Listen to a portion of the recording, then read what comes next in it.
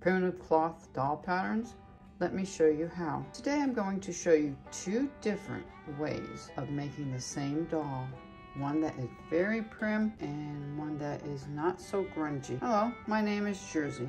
Let's jump right in. This is how it all begins. I like to rough draft everything out on paper, and all my patterns, I start with a half piece of paper folded and I draw half of it. I'll sketch it and draw it, then I'll hold it up to the light, and that's how I draw the other side to make it perfectly symmetrical. And there are several times I will do this. The arm will be too big, the head won't be round enough. I even did a dress that I made I didn't like. I was gonna come out this way.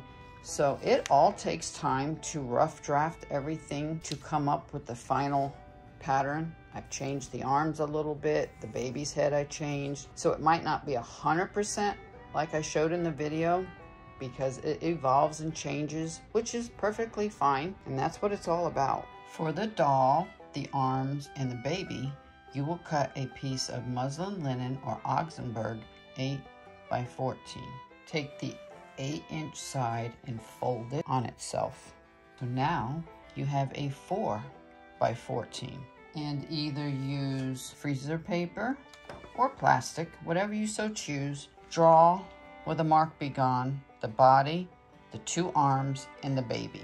Sew on the drawn line all the way around for the doll completely. The arms you sew and leave the opening for turning here. Same thing with this arm and same thing with the baby head. And you'll make a slit in the doll, and that will be the back of the doll. And here's what the doll looks like, all stuffed. I put buckwheat hulls up to here. You don't have to. I didn't go back and forth on the sewing machine. I just stuffed up to here. It's up to you, personal preference. Here's the baby head sewn. I sewed across the opening shut. On this doll, I sewed the seam at the center point. It's up to you. Make a few, see how you like it. Sometimes I will sew across, sometimes I won't. This one, I didn't. I just wanted to show you what it looks like plain. This one, I sewn the arms inside. On this doll, I started here, sewed all the way around. Before I put the arms inside, I started here, sewed to here, stopped and backstitched, started here, came all the way around, stopped and backstitched here. I took the arms, sewed them just like this, cut them out, and I put them inside of the doll. And then I sewed over it. So when I turned it inside out, it's a finished seam all the way down. It looks really nice and finished. I would do that if I was going to sell them. But this one, I just hand tacked the arms on after I did one continuous seam. I did not stop. Turned it inside out, stuffed it, or you can put the arms that are stuffed after you turn the doll inside out before you stuff it. And I just tacked them on the back. So there's many ways to do this. There is no 100% right way or wrong way. Do what you want, experiment. Sometimes I do it one way, sometimes I do it another way, but that makes all the fun in it. Next, we'll be discussing whether you want to do a box seam or no box seam. I will show you both examples within the next two dolls. This is how I do a box cut. Let's just pretend this is the bottom of the doll pattern, all sewn around. In the back of the doll, it's sewn all the way around. This just would be the head. Open up the left seam and the bottom seam. Press them open with your hands. Come up and mark 3/8 down, and this way, mark a 3/8 down with the mark be gone marker. And what I like to do, I like to reach down a little bit and just pull these apart. You can put your thumb or finger in the slit, push on it, pinch these two. See the nice triangle that's forming right there? Take a pin, go in the seam right across that line and come out across that line. You want them to line up. Give a pinch like you're gonna hand crease it. Pinch this really tight. Go over to the sewing machine and sew right on that line. And that's what I did on this side. Then you take your scissors and you cut about 1/8 of away from that line, like that. You do both sides. And this is what it will look like when it's sewed and clipped before you turn it inside out. And here are just some examples of fabric that comes with the quote grunge look. There's nothing to do. To me, this is perfect, especially if you don't have grunge or you don't want to mess with it. It's already done for you. Check with your local fabric shop and ask them if they have primitive fabric that's already grunged. For the mama's dress, you will cut a piece of fabric 12 by 10. You are going to fold the right sides together. Now this is 5 by 12, and you're going to fold it in half again. So your double fold is here. See the double fold? That's the one that's 6 inches down. Your single fold at the top, that is 5 inches across. Lay your pattern on there and trace. Trace the little neck cutout and this way. Before you trace the dress pattern, you need to decide, do you want to not have a hem and just hand gather it, or do you want the hem where you're going to sew under a 1/4 inch the bottom and the arms? Here is no hem at all, and here is no hem, just gathered. If you want a hem, then you would pull out the 1/4 inch and you would trace all the way around and down. If you do not want a hem, either cut off or fold the 1/4 inch hem. I would suggest tucking in under a 1/4 inch, then trace your pattern. You're going to have to decide if you want to hem it or you don't want to hem it. In this example, I chose to do it with no hem. Drawn on the line, cut it out, cut that little neck part out. And then you open it up like this. Now, if you are going to hem the 1/4 inch under for the arms and the bottom, it is so much easier to do it now before you begin to sew the dress. Put 2 pins back in near the shoulders. If you're not going to do hems, start from underneath the arms and sew all the way down the bottom. If you are going to sew a 1/4 inch hem, mark a 1/4 inch with mark begone on the sleeves and the bottom of the dress. And here is one hem on the sleeve that is completed. To make an easy hem, I just fold up on that line, crease it or iron it, and then sew within the margins. I personally find it so much easier to hem it before the dress is sewn together. Once all 4 hems are completed, right sides together, you sew under the arms and down the side, just like you did if it didn't have any hems. Once this dress is sewn together, I like to clip really close under the arms just to the sewing line, just to relieve some of the stress when you turn it inside out. I like to use a magnet seam guide so the seams on each side of the hem and the sleeves will match up consistently across from each other.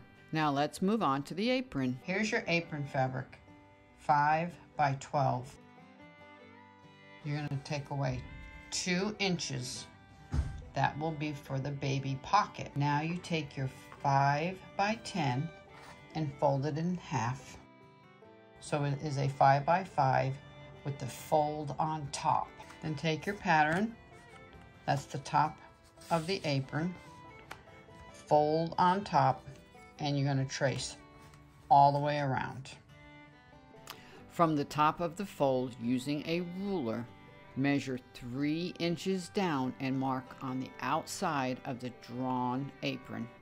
This will be your pocket guide. Take your pocket piece, draw a 1/4 inch line from the long side, fold it under and hem it, just like you did the dress on the doll. I used a contrasting thread so you could see, but you may want to use one that matches the fabric. Now here's where it may get a little tricky. What you need to do is open your pattern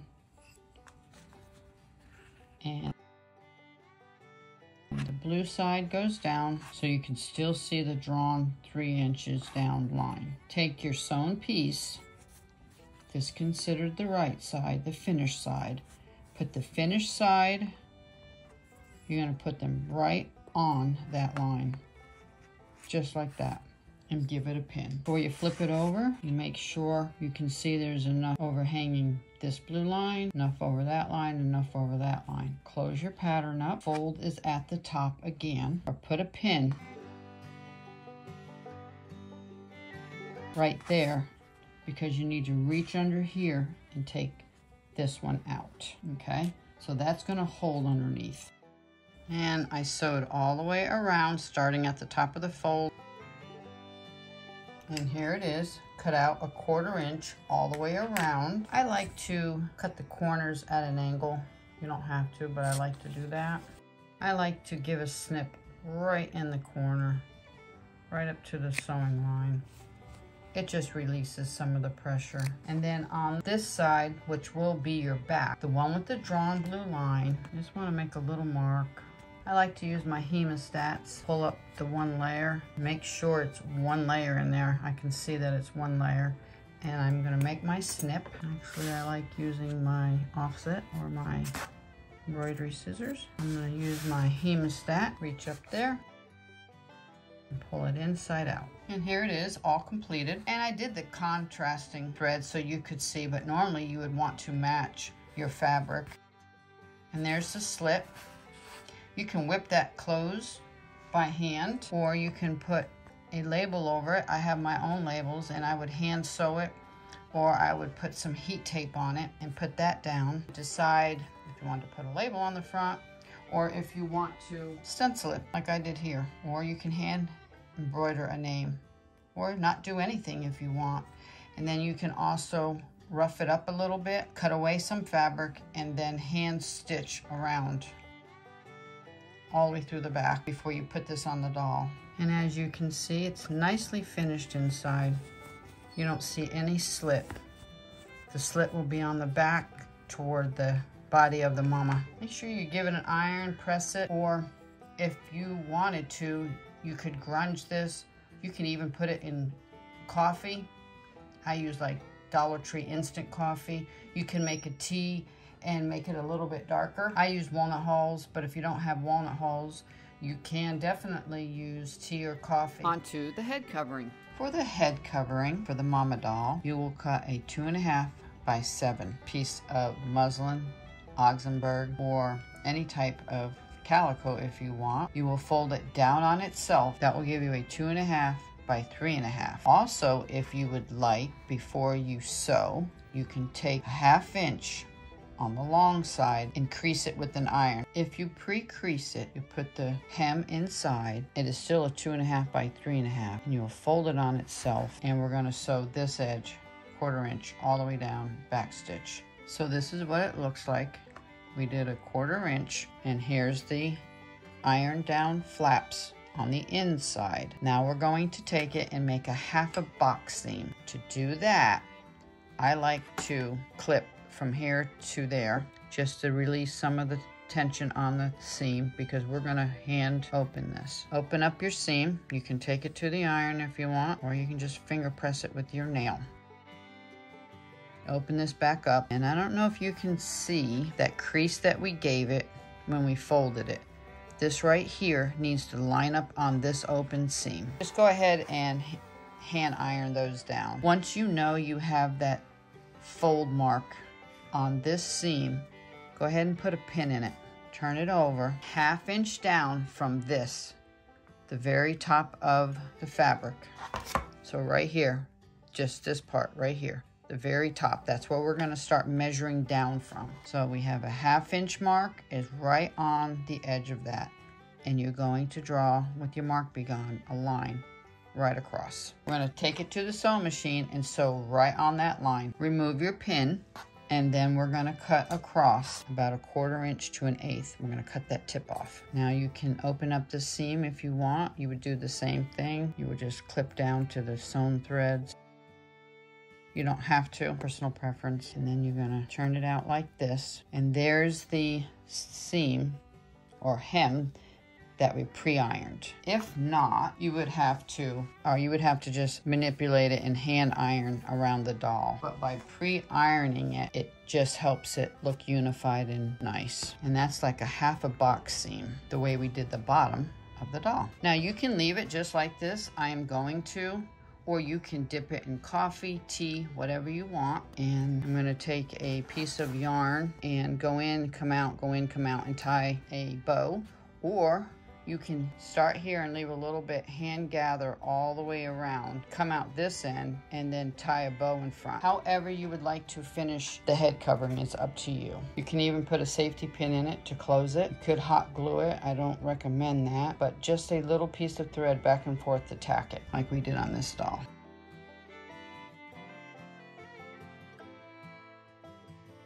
The steps I did to this doll, after I cut it and sewed it all on, I stuffed the bottom with buckwheat holes up to here. I sewed the nose. Look up there to see how to do that. I painted it all black. While it was still wet, I painted grunge on it. The grunge video is up there. I dried it in the dehydrator, and when it came out, I had some cinnamon ornaments that I made during Christmas time, and they were in the dehydrator. And this is the cinnamon ornament that I made during Christmas time with cinnamon and applesauce. And I had this extra in my dehydrator, and that is what I rubbed over the black doll just to give it a little more toned down look. Now I'm going to take a fine sanding block and just hit it on certain spots. I'll do that all over. Basically won't see anything from here down, so there's really no sense in doing it. And it just tones it down a little bit. It blends it all in. And if you grunged, I would suggest using black glass beads. And if you paint it black, like this one, it is best to use white embroidery thread, go back and forth 2 times, and then do a black for the eye. It's very hard if you use the black glass beads to show up on the black painted dolls. And I'm going to show you how I put the baby in the pocket and 2 ways of how I put the label on. I love the Easy Steam too.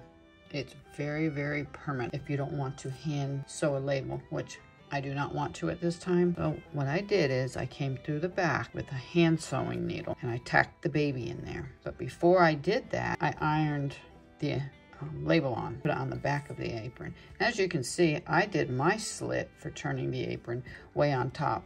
It's different all the time. I just thought it would be neater on the bottom, but you know, try which way you like. So the baby's tacked in there. For this doll, I actually used the sewing machine. I put where I thought the baby would go, pulled this back. Now mind you, I have a very old sewing machine. It goes through leather if you want. And I just sewed with the sewing machine right here. Went forward and backwards and I tacked it down. And that's what this is. And here's the slit that we turned it inside out. I'm gonna peel the backing off of this, off the Easy Steam. What I really, really love about this, it's tacky already. It helps you hold it down until you can find exactly where you want it. It is such a great adhesive. I'll leave the link below. Then you just hit it with your iron. I always have my iron on between cotton and linen and wool. Just following the instructions. So this baby, I did eyes and a nose and I grunged it. This baby, I didn't do anything. No eyes, no nose, no nothing. I just painted it and scuffed it up. You don't have to put eyes and nose on. And as you see, I left this one not a very primitive grungy doll, but a more clean looking. And then I'm gonna either put little buttons or tack it down. This one is a very old doll. Looks like it's from the 1800s. I even did a cut and then sewed it around. I grunged it, walnut dyed it. This one does not have the box seam. This one does with the buckwheat hulls. And that one sits up all by itself. And with no box seam like this one, it will not stand up on itself. That's why I like the box seam and the buckwheat hulls. Here I made rusty pins years ago with vinegar and I just clipped those on and I stenciled. This one I'm gonna leave a clean look because not everybody likes the real grunge look. So you can still have a cute little primitive doll, but you just don't have to grunge it all the way. So let me finish this doll, and you can either leave it long sleeve like this. You can tack her hands down if you want. You can gather them like I did here, even though this is hemmed, this one is not. Play around with it, see which way you like it. That hides the slit where you turned it inside out, and it hides where we sewed it down. I would invest in labels. They don't cost that much. I think I bought 300 of them.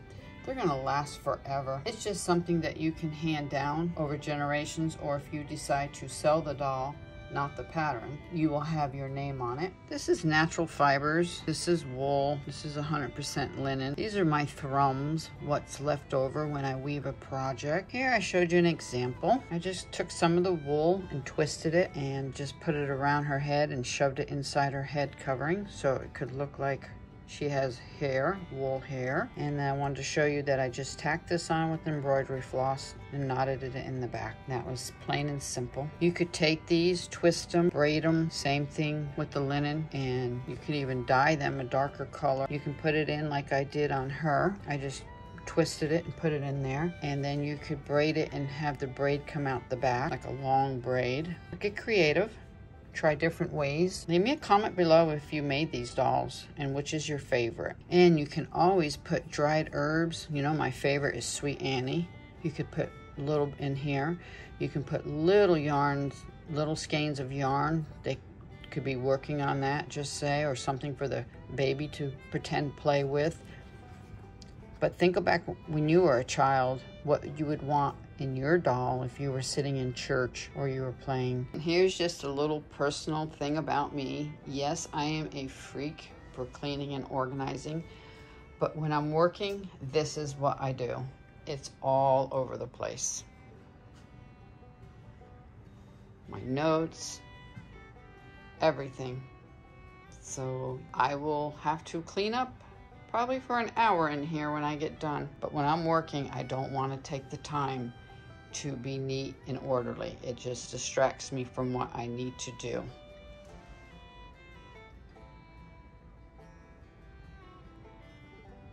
What a mess. This drives me nuts. Now, before I start another project, this room will be immaculate. I have to start new projects with a clean slate. Do you have to start a new project with a clean slate? I know I do. I can't function if it's not clean and organized, but that's just me.